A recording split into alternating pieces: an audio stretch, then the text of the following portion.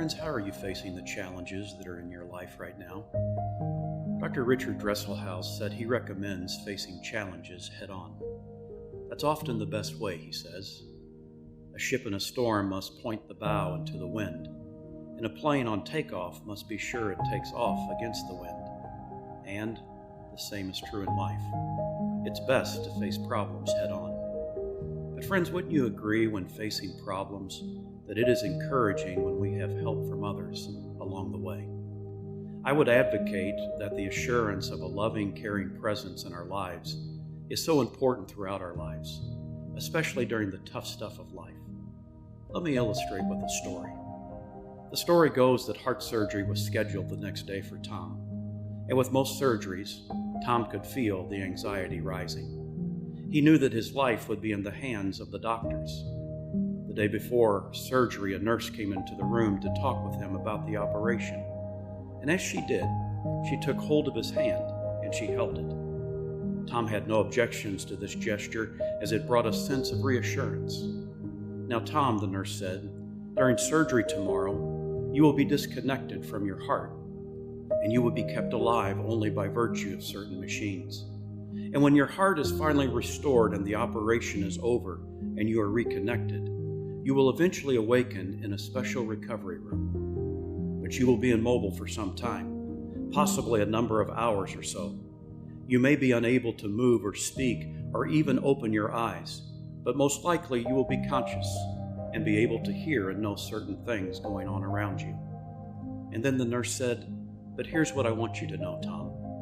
During these hours of recovery, I will be at your side, and I will come and hold your hand exactly as I'm doing right now.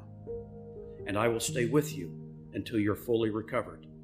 Although you may feel absolutely helpless, when you sense me holding your hand, you will know that you're going to be okay." The next day, the surgery went exactly as the nurse had told him. And when Tom woke, he could do nothing. But before he panicked, he felt the nurse holding his hand, and he later said that made all the difference.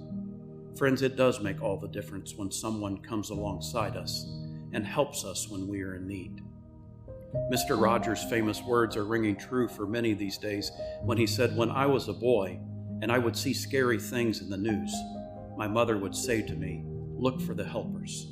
You will always find people who are helping.'" Yes, there are many who are coming alongside others, helping and serving heroically in our country right now during the present COVID-19 crisis.